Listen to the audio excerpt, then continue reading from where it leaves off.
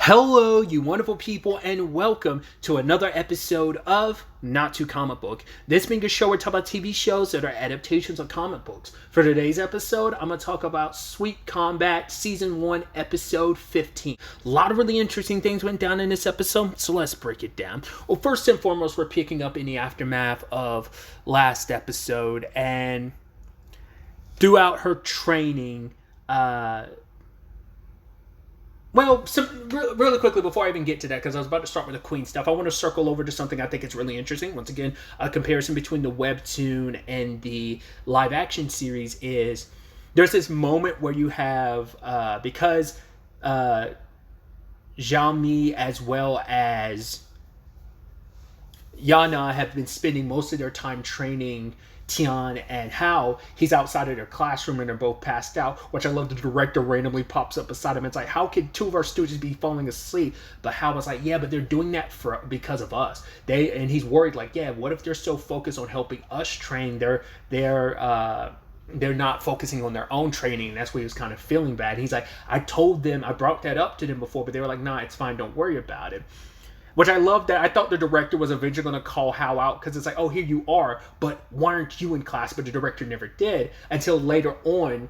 He takes Hao to see Yanan, like it's in the middle of the night, watching Yanan hit the gym pretty hard. Now, this is an interesting thing because this is, I think I talked about this before, or maybe I didn't, that Tian's character is actually kind of getting split with Hao to some extent. Once again, there were like no other dudes at that school until like super like basically near the end of the series. So once again, Hao's a character is amalgamation of other characters, but like the role he plays in the series does not exist in the webtoon directly. There's no like direct correlation. There are amalgamations of other characters. But either way, that scene he has with the director is actually a Jaegu scene from the webtoon, because around this is taking place during the tournament. Mu Young and Dao Dao are not really taking, like, he's coaching them and he thinks they're not taking their training seriously. And he had a Xianbei, someone that Mu Young knows, another fighter. She's like maybe this person's like a second or third year that Jaegu went to visit and like, okay, how can you help me motivate them to train more? And then she took him to show him like, no, you don't have to worry about them, because he sees Mu Young working hard. It's like, you might think they're slacking off, but they're not. And it's like, Mu Young is probably going to be in this gym. And I think this is an exact, I could be misremembering, but the director in the live action says this line to Hao saying, she will probably be going so hard in the paint that she's probably going to not stop until like she's like got the entire gym floor drenched in sweat. I'm paraphrasing it, but the line from the live action, I think it's a 1-for-1 from the exact line from the webtoon to describe Mu Young in that moment. Which, if I'm not mistaken, I believe there was a comedic like little panel thing of her slipping on her own sweat because she was sweating so much. I think that is what happened. So that was meant to show how, like, hey, you don't have to worry about it. Like, the fact is they go hard in the paint. They are taking this serious. Like, yes, natural talent can take you pretty far, but it's not a guaranteed win. That they have the wherewithal and the know-how, like, right, we got to keep training. We got to keep going. Like, they don't take that for granted. At least one of them doesn't, and that being Yanan. So I thought that was cute. And like I said, making that Hao's moment and not even Tian's moment, I thought was kind of interesting. I also love the reveal of like, oh yeah, the director was sitting on his shoulders. But yeah, I thought that was kind of a neat like comparison. Like I said, instead of giving that moment to Tian, it's given to Hao. I thought that was really interesting. But very much like, because like I love the director's like, I'm sure the other two are working just as hard. It's like, well, not in the same vein, because Zhao Mi is sleeping, dreaming about Tian, whereas Queen is trying to like perfect the noodles and everything, trying to get them ready so she can serve them to Tian. So it's, and that parallel, because Queen doesn't get brought up in that conversation in the webtoon, but it's more specifically Mu Young and Dao Dao, and Dao Dao's practically in the same boat where like she was like, oh, I'm sure like Dao Dao's hitting the gym just as hard, and it's like you cut to her literally sleeping. I think it's exactly the same thing in the webtoon, if I remember correctly. So I thought that was just, like I said, I wanted to talk about that scene because I thought that was so dope, and just like how, you know, how they did it, and like I said, giving that to Hao instead. But circling to Queen, speaking of, she is obviously gotten better at the chow mein, and obviously she's sitting down with Hao, who tastes it and turns out, oh my God, you could give my mom a run for the money. He brings up something I thought was interesting. He was like, okay, so what do you like more, bunnies or dogs? Obviously, the bunny being Tien and the dog being him. And it's like, she actually never actually gave an answer, which, I think plays a part in everything. Once again, it's the foundation of Tien and Queen's relationship of just pure misunderstanding after misunderstanding after misunderstanding, and just how complicated things are. Because either way, Queen decides that she's going to serve the noodles to Yanan, and she was like, oh man, I have a weak stomach. It's like, don't worry, I brought you some stuff, like, in case you have an upset stomach. It's like, oh yeah, that's my best friend putting me through hell. And tasting the noodles, and they're pretty good, but then realizing like, oh, you want to serve these to Tian. And for her, it's like her genius plan of handling this is, well, instead of like actually asking him, because that's like too awkward, she's like, I'll use the noodles as an analogy, that if he doesn't like the noodles, then that will mean he doesn't like me. Which is like, okay, in her mind, it's like, this way we can both kind of like, it's not stressful, as in like kind of, because obviously asking him directly is not easy for her, and this way he doesn't have to feel awkward about like turning her down. Like, she's thinking like it's meant to be a consideration of everyone's feelings. But the problem is, it's like, well, how do I do that? And she's like, well, I'll go over to his house one day. It's like, yeah, but if you go over to his house one day, it's going to be pretty obvious what this is all about. So Yanan was considering like, no, I'll help you out. But the problem is, once again, nothing ever fully lines up when it's Queen and Tian when they're involved, because Tian ends up running into Hao and thinks like Hao is sick, but Hao is, yes, he's lovesick. He's happy because he's on top of the world, because he believes him and Queen have gotten closer, because he's like, hey, she's been spending all these nights with me. He's like, don't think it's anything weird. It's like, but we have gotten closer. She's been making noodles. I'm teaching her how to make my mom's chow mein, and the fact is that I've seen and a lot of this stuff Tian's come to learn about Queen, of like, right, she might have this frosty exterior, but that's not who she really is. That is like, he's gotten to see her smile a lot, because I think for Tian, it's like some of those moments felt like that was kind of between them. And I guess in his mind too, he's like, oh, I thought we were close, but it's like, right, he kind of remembers like how Hao feels about her, and it's like, right, if they've gotten closer, in his mind, it's like, oh, then that means like, he can never fully shake the thing of, because it feels like every time it's like, oh, we get closer,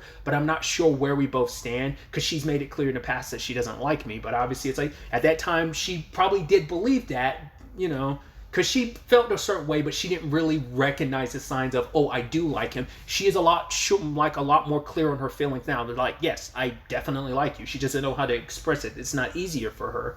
So it's just, like I said, just everything kind of not lining up. Hao going off with Queen because they're preparing to serve a chow mein at the school, and obviously the whole thing kind of hits Tien like a bag of bricks, and he's at the gym training, and he's just frustrated and hurt. He can't admit like why that bothers him. He doesn't even open up to Yanan about it. So she drags him out there to taste the noodles, but all Tien can see is just them spending time together, and it hurts looking at it, and he can't tell anybody, because it's just, I think for him it's like, who am I to say anything? Like, Hao likes her, and like, who am I to really complain about that? Like, it's not like I've made my feelings clear, but once again, he does it because he still is under the illusion and belief that, yeah, she's a good friend, but also like, she doesn't like you. She's made that clear in his mind, because once again, Queen and Yanan have no idea he overheard their conversation a while back about that.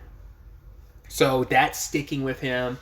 And so when the opportunity arises, when Zhao Mi shows up being like, yo, here's an alternative, he goes, yeah, I'll eat this instead. Because Yanan was convincing him like, oh, let's eat this, because like, hey, your friends have been working hard on it. You don't want to like spit in their face by like not eating this.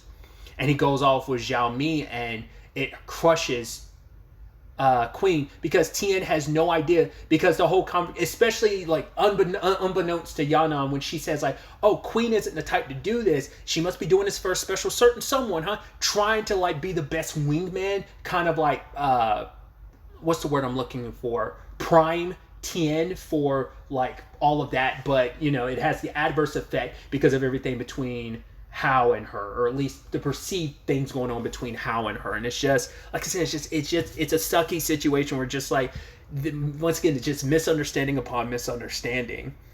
And it just hurts Queen because she went above and beyond. She learned this, worked hard, like cut up her hand, even to the point she was cutting up food, I think, at home to test stuff out. And the lady had to be like, "Can you stop cutting up onions? We've literally got enough to last for weeks. If you want to, you can move on to carrots." But like we saw her hands with bandages. She's been going hard in the paint trying to work this. Like she's been working tirelessly nights trying to make this happen, and it happened. And just for you not even having an opportunity, because for her that was as much of a rejection as anything. Him not even just, "Hey, I tasted your noodles, I don't like them, I'm not even going to taste them." So for her that was all the confirmation she needed. So Tien and Zhao Mi are eating, and Zhao Mi eats a piece of rice off his face upon kissing him, which is a thing that like Dao Dao has done to Jaegu. Like there's like a few moments. I don't think it was in front of Queen, but I think there was moments where she there was at least one or two moments where I think she kissed him on his cheek throughout the entire webtoon. But yeah, like obviously, like you can tell by Tien's reaction, he was almost like taken back by it. He even says later on, like, "I kind of got to make things clear with Zhao Mi,"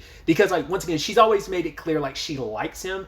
But which I think is interesting because it's giving potentially, yes, he's still blind in other capacities, but I think in that moment it made him kind of go like, I should make things kind of clear with Xiao Mi. Now I don't know if that's in relation of him realizing like, oh, she actually does like me and I care for her as a friend, but not in that way. If so, that's interesting. Because, like, once again, Jaegu is, like, completely oblivious. You know, that ends up being the crux of the issue. He's completely oblivious to the fact his Queen or even Dao Dao like him. So I'm wondering, are they giving Tien a little bit of the wherewithal a little earlier in the story to be like, no, I recognize now that Dao Dao likes me? Or is he making it clear, like, right, I don't want you to think I'm taking advantage of you? Because he's already kind of felt like that way before. You know, that he was kind of taking advantage of them in other ways of like, you don't have to go so far above and beyond for me. So I'm curious to see the clarification on it, because it does feel like that might be in correlation of like, right, I got to make things clear of Zhao Mi that I don't feel like that towards her. Because I think maybe in that moment, like I said, it clarified things of like, oh, like, once again, like, because Jaegu never took it seriously in the webtoon. Like, Dao Dao has repeatedly been like, I like you, I'm doing all this, been very flirty, but he never took it as serious until it became like, oh shit, she's serious. Like, he thought that was just her joking all the time. And I think Tien thought the same way of like, oh yeah, that's just like her being very like, that's just her personality, not realizing like, no, she's not like that with everyone. She shows that she has a very bubbly personality, but she really goes above and beyond for him. I mean, like, she, even though it wasn't Tien, like, she confessed everything to Hao last episode to an extent, so how she felt. So he got that confession, even though Tien didn't. But once again, like, going back to it, Queen caught that kiss and it like ruined her, and I think this speaks volumes.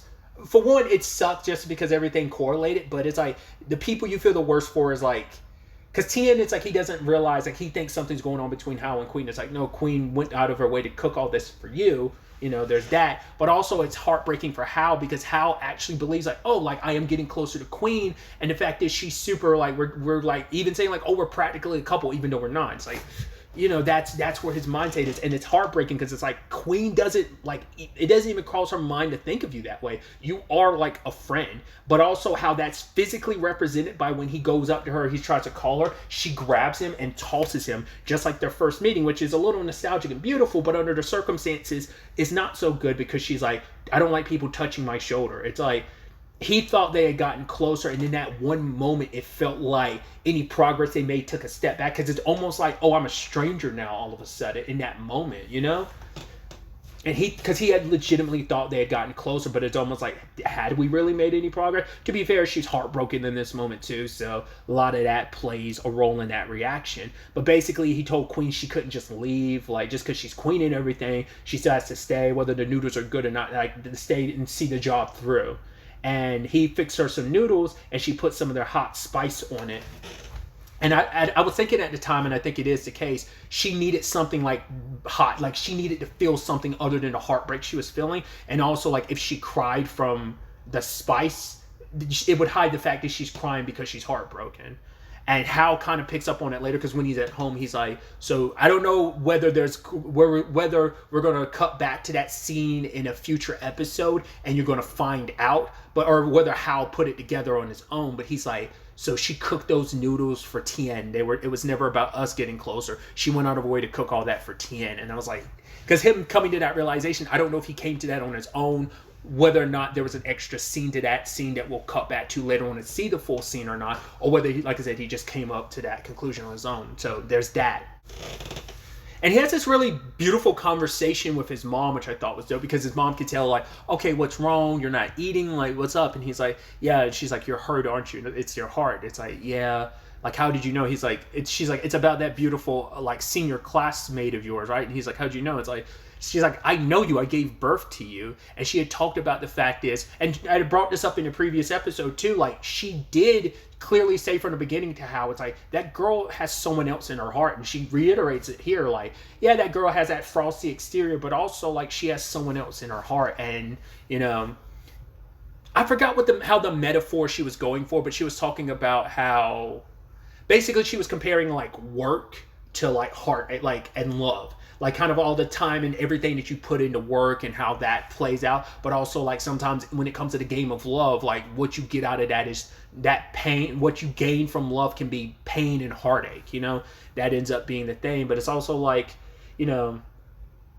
But Hal took away from it that it's, like, right, like, this isn't where things are, but he plans to stay by Queen's side. He says, like, I'll stand behind her, I'll protect her until maybe one day she'll turn around and realize how I feel about her, which I'm like, they're setting up an interesting, once again, like, love complication, like, once again, even more so than the webtoon, because that's what also, I think I've talked about this before. I'm curious where, like, there was the writer of, I believe their name is Hun.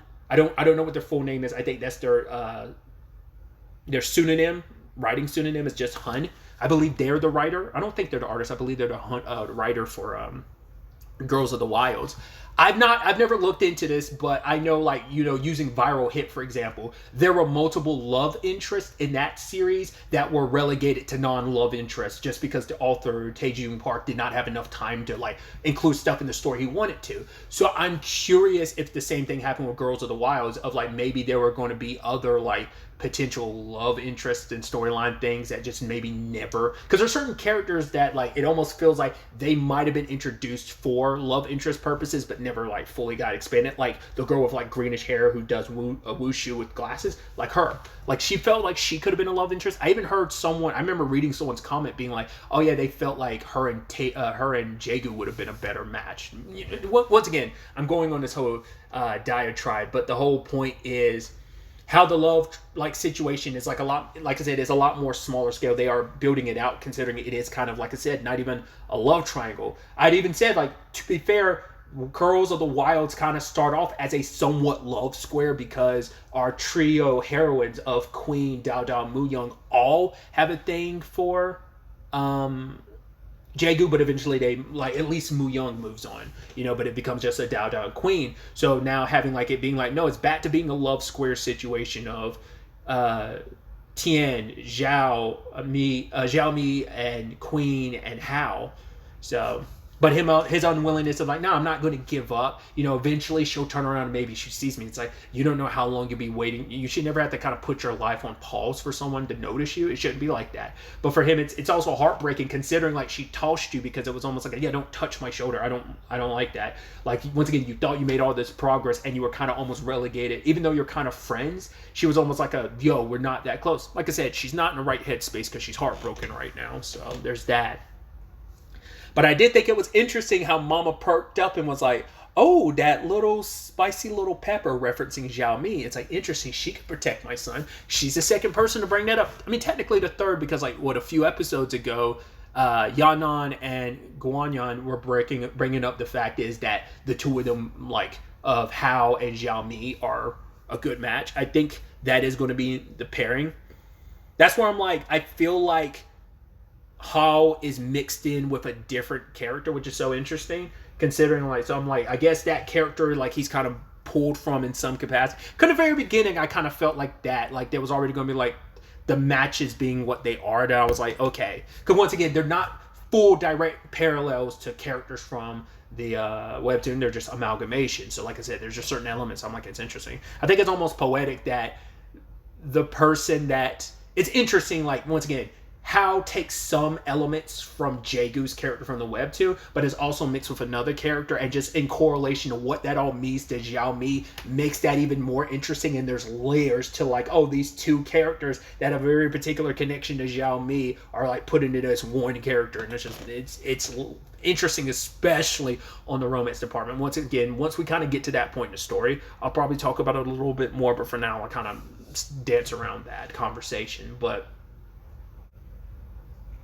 I thought it was interesting that Hao ends up meeting up with Xiao Mi, who's like on cloud nine. She's so happy. She's like, oh my god, me and Jaegu, we shared our first kiss. That's amazing. But he kind of knows where things currently stand, because he probably recognized, especially with his conversation with Jaegu, he was kind of like, I said Jaegu, shoot, sorry, Tien.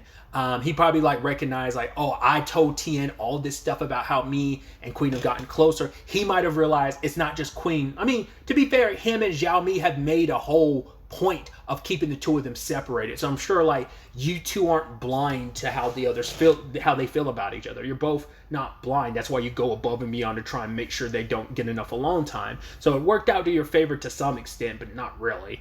But I think that's also why Hao felt weird, because like maybe, like I said, I don't know if he has the wherewithal to realize, oh my god, I'm the one that kind of put it on Tien from the beginning, like making it clear how I felt about Queen, and told him like, yo, support me. And then I was there before it all went sour to be like, oh yeah, like me and Queen have gotten close, yada yada yada, right? So there's that element to it, but also because Xiao Mi wants to like put she wants to take a photo of her and him kissing. Because I don't think neither one of them saw that Queen and Hao were there during that. Mainly Queen saw it go down. I don't remember if Hao saw it, but he saw them together, but I don't think he necessarily saw the kiss.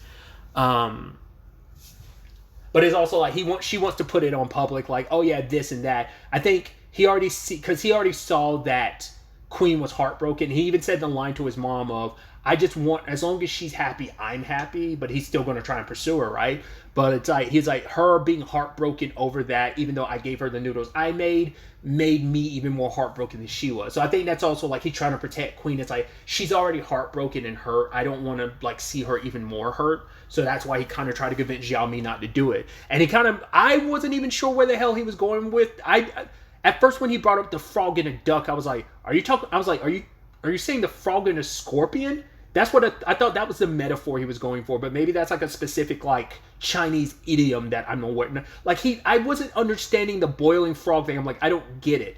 But Xiao Mi took her own interpretation of, oh, I don't want to boil it too quickly. You want to do a slow burn. So it's like, right, Tien's the frog. I need to boil slowly with my love, not kind of do it all at once. But it's like, oh, where's the duck play in all of this? And I forgot where the metaphor, what she came with from the perspective of the duck.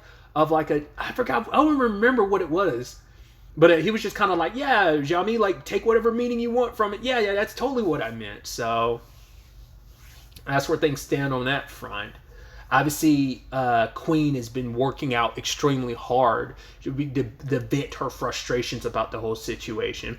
And Yana trying to be the best wing woman across the board, being like, well, maybe you should talk to Tien. Like, maybe things aren't what you thought they were. Oh yeah, like maybe he took Xiao Mi's food, because you know how persistent she could be. Like, and Tien's too soft-hearted, so he wouldn't turn down her food. You know, and the kid, like, obviously Queen wasn't really going to hear all that. She's not really in the mood. And when Yanan's dad shows up to food, that ends up being this interesting conversation about, first and foremost, I love that he's going to show up at the competition. He's like, oh, I'll probably shut down the club and probably come and cheer on Guanyan. And it's like, really? You're going to go cheer for the other person at the rival school I go to? Not me, your own daughter. Because like they did imply, like, right, because they are S-class athletes, they automatically, because I forgot to talk about that last episode, because of the whole like dropout rate because of S-class students like Queen, you want to save those people the finals. That's why Queen automatically gets seated at the finals type of situation, because the last thing you want is like majority of people dropping out upon seeing Queen sweep and demolish in the preliminary. Same thing for Yanan and Xiao Mi. But either way, the conversation ends up eventually shifting over to the Death Strike, and that strikes a chord with Queen hearing that, like, wait, like, you're going to teach the Death Strike? He's like, yeah, like, my master actually taught a few apprentices. In fact, one of those said apprentices was the one that killed G. Like, I don't think none of them know. I don't think even Yanan. Yeah, because she didn't know. She was like, why is the Death Strike stuff, like, so irritating to you? Why you don't even hear that word? And she's like, someone important to me died from that technique. And she has a very interesting line where she said, and I'm like, I have a lot of hate for the person who did. Which means she's completely unaware that the person, like, that, well, first and foremost, not only that it was Tien's father. Obviously, she doesn't know that. Which is going to be interesting when they find out later on, like, oh, not only, which is going to complicate things, because it's like, for Queen, it's like, oh, your dad killed someone that was important to me, especially what G, like, her Uncle G meant to her, like, in the grand scheme of things, like, what he meant, what she could get from him that she couldn't get from her own grandparent, or her own grandfather. So that safety net, that comfortability, like, she never really felt like that. Which is interesting, even deeper, because in a previous episode, she had talked about, like, you know, having someone comfortable in your life and saying that to Tien, being like, yo, like, the world is better off, like, your siblings are better off having someone like that. We need people like you and my Uncle G who are those comforting people in your lives. So having that even deeper direct parallel, I'm sure that's going to cause some issues going on. But also eventually they'll find out, oh, that's why Tien doesn't like striking people, why he kind of chose such a pacifist, letting people beat him up path in life.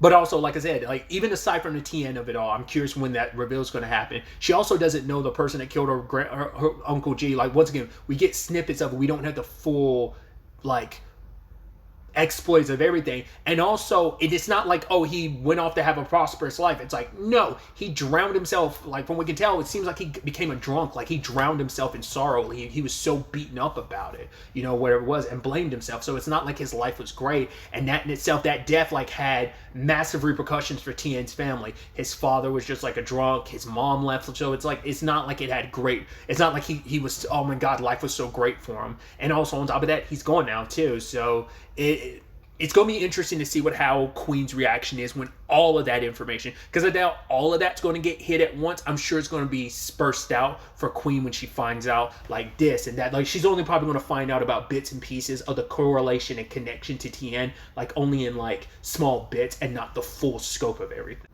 And so because of that, she's in the gym, like, in her house, training, not even using gloves. And her brother's like, why would you do that? Like, why'd you hurt your hands? It's important for a martial artist to protect their hands. And for her, it's like, the Death Strike, like, Uncle G must have been in so much pain, and I just want to kind of feel that pain myself. That's why she did that. Like, I mean, once again, she's hurting all around. Now, I don't like, the Uncle G stuff was just another, like, twist of the knife on top of the heartbreak she was already feeling because of Tien.